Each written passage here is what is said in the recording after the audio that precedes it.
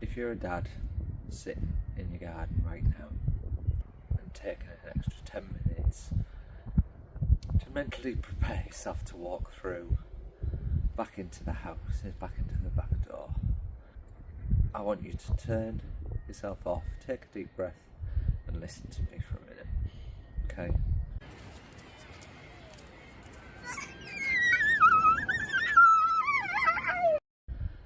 When your child's neurodivergent, or you're going through burnout, or struggling with complex profile, a lot of focus rightly goes on supporting them.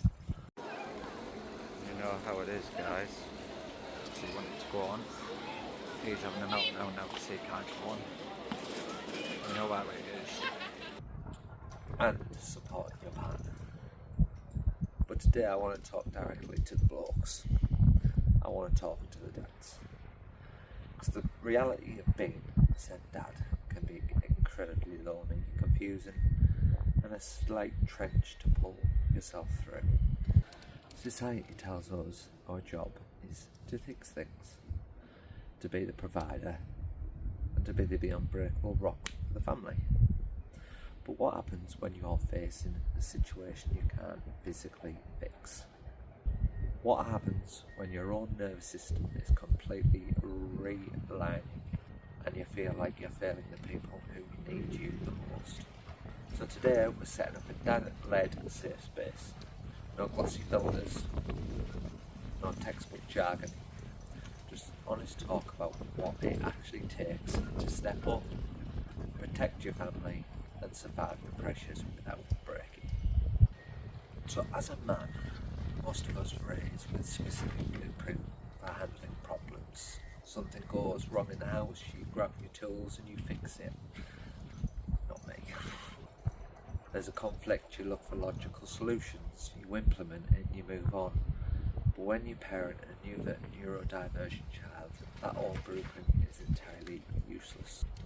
In fact, trying to force that fix-it mindset on a highly anxious, dysregulated child or a PD in our family is like throwing fuel on a fire, and we all know how that works. It took me a long time to realise that my child didn't need me to fix their brain, change their personality, or force them to comply with standard social rules. They didn't need a commander, they needed a safe harbour. The hardest shift you will ever make as a father is moving from how do I make my child do what I want to how do I make my child feel safe enough to calm down.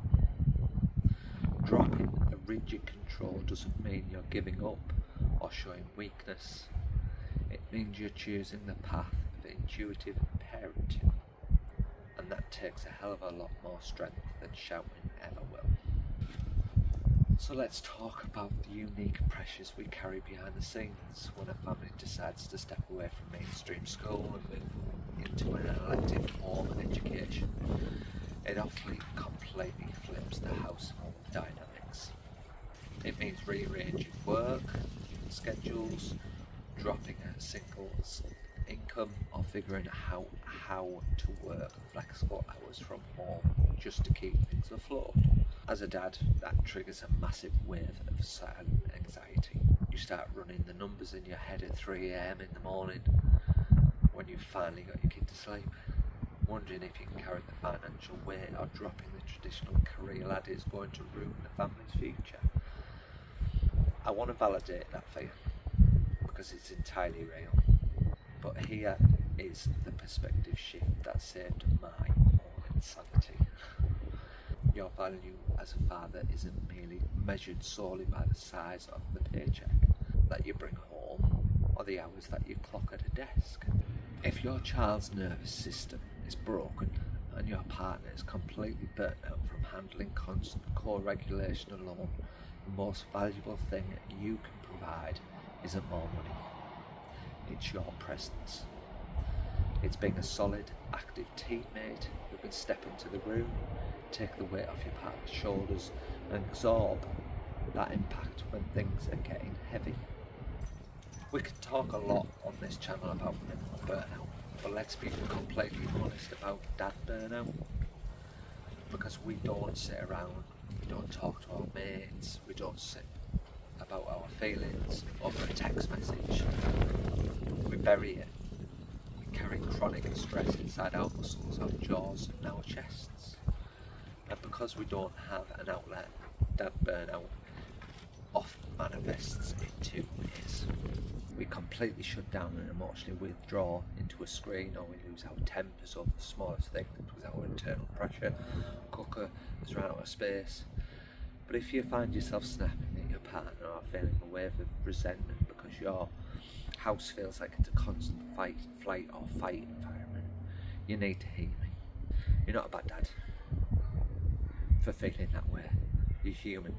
You've been operating under chronic traumatic stress, but avoiding it or burying it in the backyard isn't an option anymore. Your family needs you to regulate also as well. Regulate your nervous system so that you can help regulate theirs.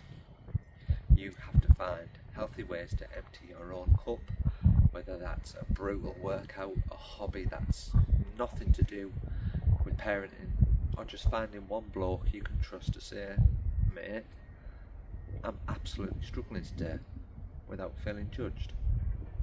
One of the hardest parts of being a SEN dad is dealing with the outside world.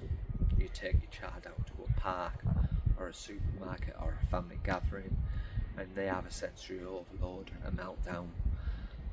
You can physically feel the burning eyes of a well-meaning relatives or complete strangers staring at you. You can almost hear what they're thinking. He just needs a bit of old-fashioned discipline. You know how it goes, firm hand. If that was my lad, he wouldn't be acting like that. As men, our pride hits us hard in those moments. You feel the urge to get firm yourself, to raise your voice, or to force compliance just to prove the onlookers that you are in control of your kid. I'm asking you right now to check your pride at the door. Your child's neurodivergent expectations and a firm hand with a dysregulated child is psychological damage. It's pure and simple. When you choose a low demand support approach, you're protecting your child's mental well-being over the comfort of the strangers. It takes massive guts to stand in a public place, ignore the whispers and pull your child close and speak to them with absolute softness and safety while the world judges you. You know how it goes. That is what a real modern father looks like.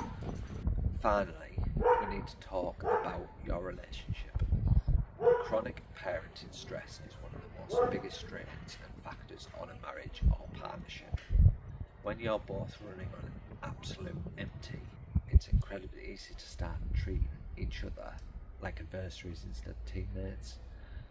You start keeping the score of who's most tired, who has done more of the chores that day, or who has had the harder day.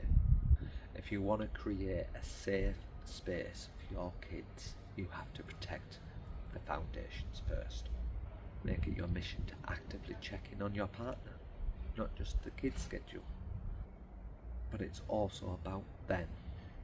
When you walk through the door, don't ask what's for dinner or highlight what hasn't been done. Look at their eyes, see the exhaustion, and say, I've got this now. Go upstairs for an hour.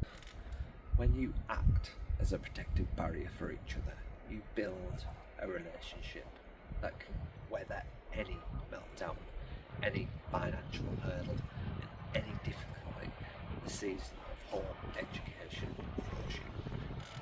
So, to every dad watching this, you're doing an incredible, heavy, complicated job under conditions most people will never ever understand.